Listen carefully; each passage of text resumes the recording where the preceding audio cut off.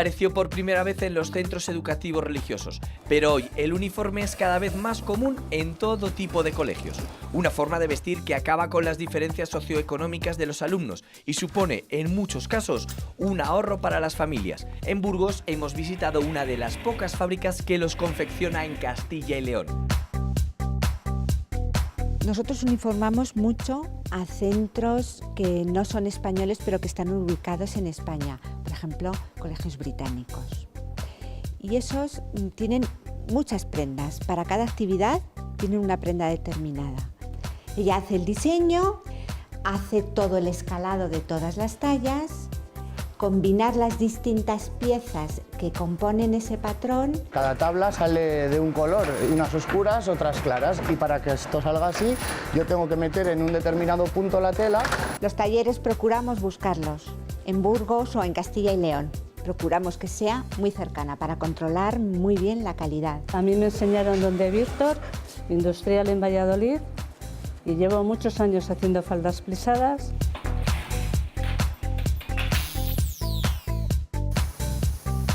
El fibrocemento es un material elaborado a base de cemento, celulosa y una fibra sintética derivada del petróleo. Por su aislamiento y durabilidad, se utiliza mucho en la construcción de naves industriales y ganaderas, pero cada vez es más común también en edificación civil. Un material con más de 100 años de historia que en España solo se fabrica en Valladolid. ¿Y esto de dónde se obtiene? Esto es un derivado del petróleo, es un polivinilo de alcohol, que es una fibra de alta tenacidad que tiene muchísima resistencia y es la que nos confiere a la placa la resistencia a flexión. Las dos fibras sintéticas se mezclan en un mezclador de fibra junto con el agua y posteriormente lo pasamos a otro tanque donde lo mezclamos con el cemento. Echamos la mezcla en unas tinas en cuyo interior hay un cilindro tamiz que al ir girando va filtrando el agua y se va quedando una fina lámina. Como es muy moldeable, ponemos unos moldes de intercalador para que no se deforme.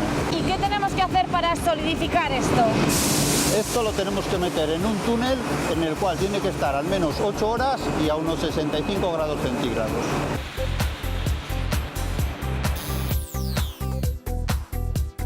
Solo las especies que mejor se adaptan al medio sobreviven al paso del tiempo, decía Darwin.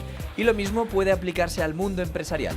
Embutidos Ignacio Caro es el resultado de la evolución de un negocio familiar al que la segunda generación quiere dar un nuevo impulso.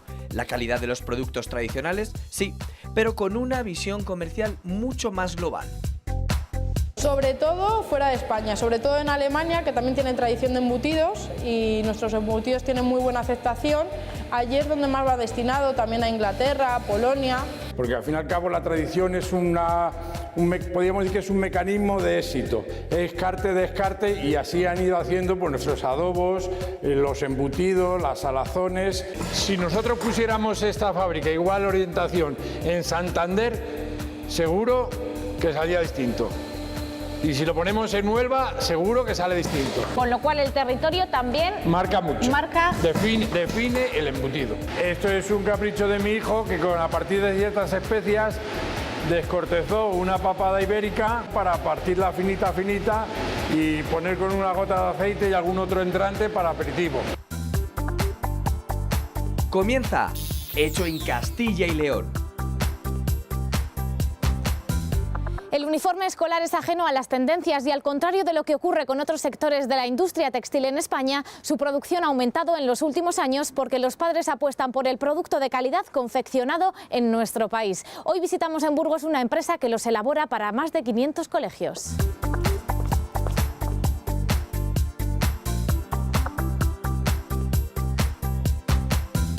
Hola María. Hola, ¿qué tal? ¿Se usan cada vez más uniformes escolares? Pues sí, la verdad es que sí, el uniforme se está poniendo de moda. ¿Y por qué puede ser? Bueno, pues hay varias razones. Una de ellas porque distingue mucho.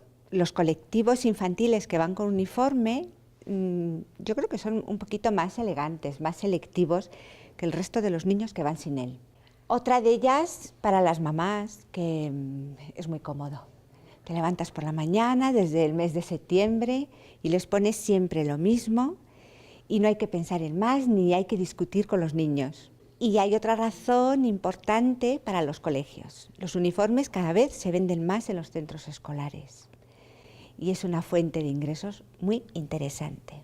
Y además yo creo que hay otra más, y es que evita las comparaciones entre los niños y que se fijen en lo que lleva uno, lo que no tiene otro. Por supuesto. Les iguala un poquito. Sí, por eso se llaman uniformes. ¿Siguen llevando siempre falda o también pueden llevar pantalones? Está empezando a introducirse el pantalón en las niñas. Hay colegios que lo prueban y que lo tienen, pero por cada pantalón que se vende para una niña, se venden 50 faldas. Y cada una de estas telas, María, para un uniforme diferente. Sí, para un colegio diferente, cada centro quiere su color que le distinga, además de estar personalizados con el bordado, con el logotipo del centro. Quieren además que su cuadro, su raya, el ancho del cuadro, de la raya, sea el suyo, personalizado. ¿Para cuántos colegios confeccionáis uniformes ahora? Pues confeccionamos, además de para toda España, también para fuera de España. ¿Ah, sí? Sí, sobre unos 500 más o menos. ¿Y de cuántas prendas se compone un uniforme? Depende del colegio, de si es público o si es privado. Los colegios públicos tienen menos exigencias. Nosotros uniformamos mucho a centros que no son españoles, pero que están ubicados en España, por ejemplo, colegios británicos. Y esos tienen muchas prendas, para cada actividad tienen una prenda determinada. Pero el básico sería pantalón o falda, polo y chaqueta, por ejemplo. Sí, pantalón o falda, polo y chaqueta o polo y jersey, y luego el chándal. Bueno, esta es la oficina donde trabaja nuestra compañera Guillermina. Ella es la patronista y la diseñadora de la empresa. Su papel es fundamental en todo el proceso de producción. Importantísimo, es uno de los más importantes. Ella hace el diseño, hace todo el escalado de todas las tallas, combinar las distintas piezas que componen ese patrón para cortarlo. Esa combinación de esas piezas se llama marcada. De todas las piezas que componen una prenda. Una prenda, efectivamente, que es como una especie de puzzle. Ella se encarga de colocar esas piezas de forma que ocupen el menor espacio posible para ahorrar tela y entonces lo envía al ordenador, que es el que rige la máquina de corte que tenemos en el taller.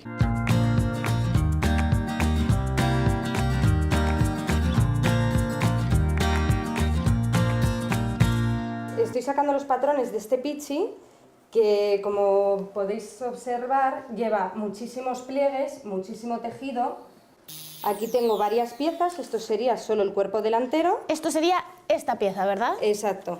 Y vemos pues los pliegues que nos comentas, ¿no? Claro, sacar este patrón es complicado, por algo lo decía María, ¿verdad? La máquina va a cortar lo que yo le mande, tiene que ser los pliegues precisos, que encajen perfectamente, si no, luego esto a la hora de confeccionarlo se va a notar. No hemos comentado antes, María, cuando me enseñabas las telas, bueno, pues la calidad de las telas. En este tipo de prendas se cuida mucho.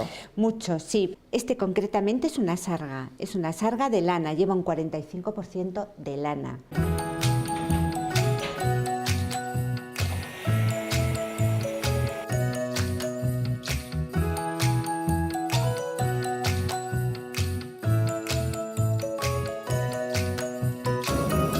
¿Y cuántas capas de tela puede cortar esta máquina? Puede cortar hasta 30 capas de tela, dependiendo del grosor de la tela y de las características de la composición de la tela también. Me has comentado antes que confeccionáis para unos 500 colegios. ¿De cuántos uniformes podemos estar hablando en un año, María? Pantalones unos 13.000 más o menos, faldas la mitad, por ahí. Se gastan menos faldas que pantalones. Muchas menos, porque las faldas las heredan, hay mercados de segunda mano y sin embargo un niño gasta más del doble de faldas que una niña, por supuesto, porque los rompen, porque los dejan cortos. ¿Qué están haciendo aquí en esta máquina? Pues están entretelando. Esto concretamente es una cinturilla. Están pegando una tela a otra. Claro, es como un forro. Efectivamente, un forro que una de las caras tiene adhesivo para que se pegue. Hacer que la tela de la cinturilla, que es esta propiamente, la de lana, quede más rígida, más reforzada. Claro, y se pega con calor, ¿no?, en esta máquina. Efectivamente. ¿Y esto es una cinturilla? ¿Y para qué otro tipo de piezas se hace? Se entretela también otras piezas como son los ojales de los pantalones y la tela que cubre las braguetas de los pantalones. Diseñáis, sacáis patrones, cortáis, entreteláis y preparáis pues montoncillos como estos que os cosen en talleres externos. Sí, efectivamente. Los talleres procuramos buscarlos en Burgos o en Castilla y León. Procuramos que sea muy cercana para controlar muy bien la calidad. En este sector en el que prima la calidad, porque son prendas que hemos comentado pues que se van a usar mucho y que tienen que durar mucho, ¿ha afectado menos la invasión de otros productos textiles procedentes de otros países, a diferencia de otros sectores del textil? Le afecta menos porque es muy específico, porque son muchos pocos. Y entonces es muy difícil hacerlo. Si todos usasen el mismo uniforme ya habría problemas, ¿no? Eso es, pero como no es así, pues esa ventaja tenemos que tener. Y a estos talleres que os cosen las prendas les suministráis tanto las telas como todo lo demás. Lo demás que se llaman fornituras. Fornituras. Cremalleras, botones, el hilo, los corchetes, todo lo que necesiten para acabar una prenda y dejarla perfecta. Álvaro, ¿y por aquí qué estáis haciendo? Pues plisando unas falditas, las tablas. Esto hay pocas fábricas ya que lo hagan, ¿verdad? Hay muy poquitos plisadores que quedemos ya en España.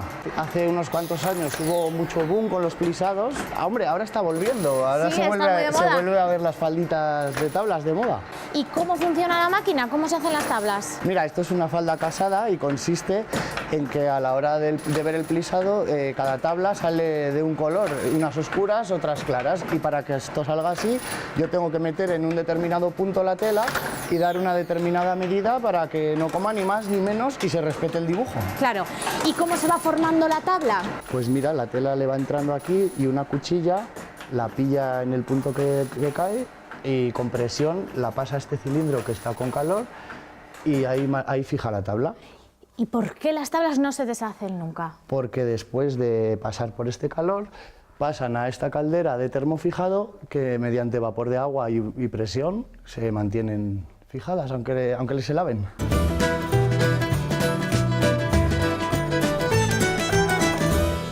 María, te he traído aquí a Pedrajas de San Esteban a uno de los talleres que nos confeccionan las prendas. Todas vuestras prendas se terminan de confeccionar en talleres externos. Sí, lo confeccionamos todo en talleres externos a la empresa que están pues, por toda España. Normalmente en pueblos, además. Sí, suelen estar en pueblos y suelen coser las mujeres porque los maridos pues o trabajan en el campo o tienen otros trabajos y ellas suelen ser las que trabajan en los talleres. Y es una de las actividades que está ayudando a frenar la despoblación rural que vivimos aquí en España. Este es el proceso de montar una falda plisada. ¿Y qué es lo primero que tenéis que hacer? Primero se saca del rollo, por ejemplo la talla 8 tiene que medir 80 menos 64 que tiene de cadera, entonces lo que sale se divide por las tablas que tiene, entonces son 17, se divide por 17 y te da la medida de cintura, entonces luego tú ya puedes colocar la cintura para que te quede la falda bien. Confeccionar estas prendas, comentábamos antes que es un oficio muy especializado, que solo se aprende, Paqui, con muchos años de experiencia. Pues sí, a mí me enseñaron donde Víctor, industrial en Valladolid, y llevo muchos años haciendo faldas plisadas. Aquí en este pueblo ha habido muchas mujeres cosiendo en talleres como este, ¿verdad, Paqui? Sí, talleres más grandes. Ha estado prácticamente, no te voy a decir, pero casi todas las mujeres tenían su trabajo en la confección. ¿Más de 100 mujeres ha podido haber cosiendo en Pedrajas de San Esteban? Muchísimas más. ¿Y qué tipo de prendas se cosían aquí? Se trabaja para el Corte Inglés, para Zara, hay gente que hace ropa de trabajo, ropa de vestir o prenda de manga. O sea, hace todo tipo de prendas. ¿Y qué ha pasado? Porque esta actividad ha decaído mucho en este pueblo y en otros pueblos donde había muchos talleres como este. Porque desde que abrieron los aranceles, pues todas las grandes empresas han ido para el extranjero, para Marruecos, para China, para todo. Entonces todo esto ha decaído muchísimo. ¿Y cómo se cosen estas prendas tan especiales, Paqui? Tiene que ir cosiendo las tablas, tiene que coger una medida de largo de pespunte que tiene que tener, hace también las pinzas Y hemos dicho que es de las prendas más complejas a la hora de confeccionar, pero ¿qué otras prendas hacéis aquí? Todo relacionado con los colegios. Hacemos pichis, batas, pantalones, todo.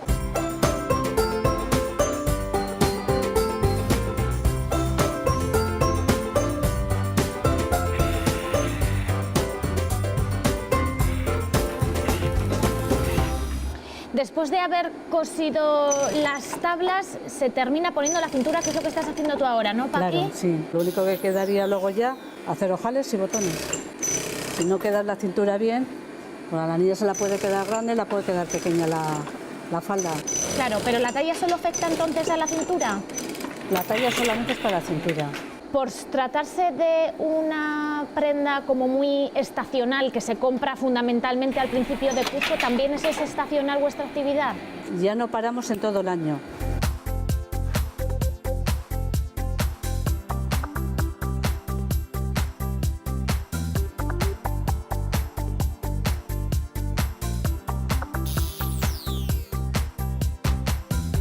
En la provincia de Valladolid se encuentra la única planta que en España fabrica fibrocemento, uno de los materiales más utilizados en el sector de la construcción en el último siglo. Un material resistente, impermeable, ignífugo y fácilmente instalable que desde aquí se envía a otros países de Europa y también al norte de África.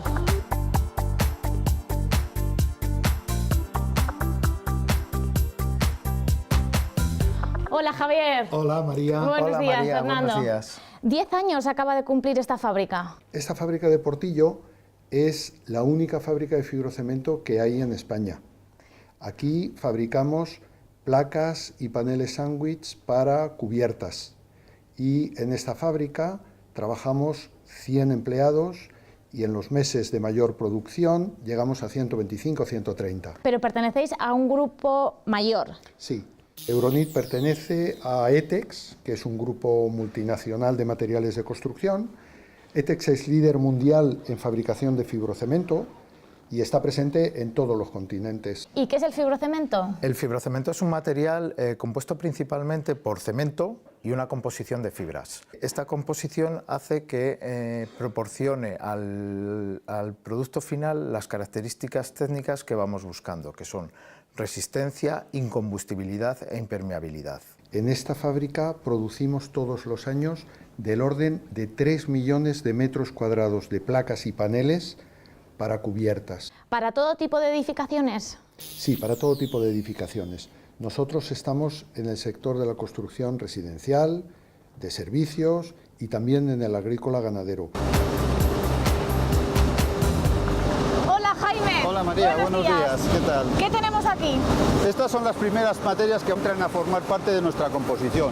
¿Y qué son? Básicamente son dos fibras, una natural, que es la celulosa de pino, y una sintética, que es el polivinilo de alcohol. La principal primera materia que utilizamos nosotros es el cemento, que es la que más proporción tiene dentro de nuestra composición. Y esta masa de celulosa, vamos a llamar, se obtiene con esto, ¿no? Sí, este es el cartón base del que partimos y tenemos que hacer un proceso de refinado. ¿Y entonces qué hacemos? ¿Simplemente la deshacemos y la mezclamos con agua? Esta la deshacemos, la mezclamos con agua con una fuerte agitación y después lo hacemos pasar por unas bombas que lo que nos hacen es sacar todas las fibras. Nos facilita la retención del resto de las primeras materias. Como que luego las absorbe. Las absorbe y se quedan fijadas a ellas. Y eso Esa es la ocurre aquí, función. ¿verdad? Eso ocurre en el pulper justo cuando acaba esta cinta. ¿Y esto de dónde se obtiene? Esto es un derivado del petróleo, es un polivinilo de alcohol, que es una fibra de alta tenacidad que tiene muchísima resistencia y es la que nos confiere a la placa la resistencia a flexión. ¿Todo esto se mezcla luego? Las dos fibras sintéticas se mezclan en un mezclador de fibra junto con el agua y posteriormente lo pasamos a otro tanque donde lo mezclamos con el cemento. Lo agitamos y quedaría lista una pasta para poder ser utilizada en la máquina.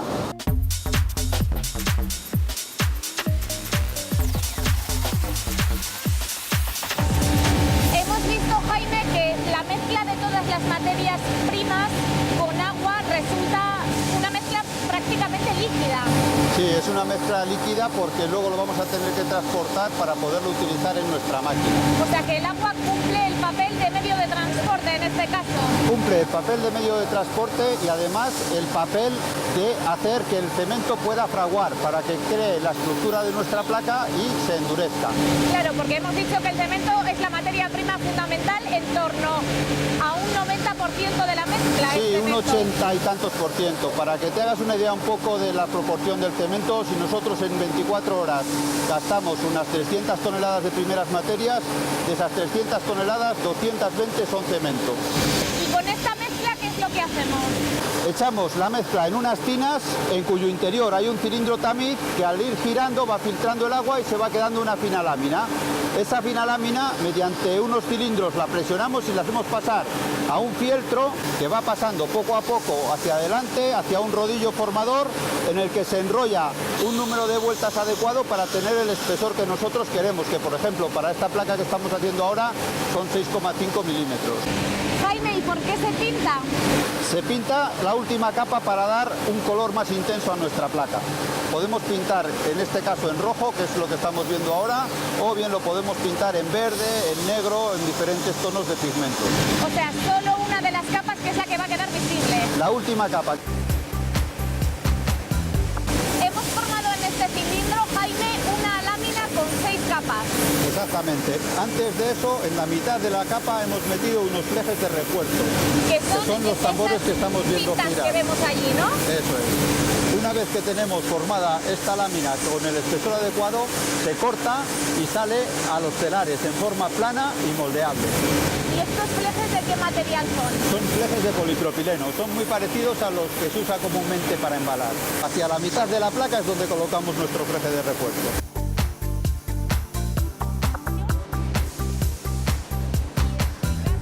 Jaime, y en este punto es totalmente moldeable, casi como plastilina. Sí, esta plancha que sale del rodillo la cortamos en las dimensiones adecuadas y la pasamos a moldear. Como es muy moldeable, ponemos unos moldes de intercalador para que no se deforme. ¿Y qué tenemos que hacer para solidificar esto? Esto lo tenemos que meter en un túnel en el cual tiene que estar al menos 8 horas y a unos 65 grados centígrados.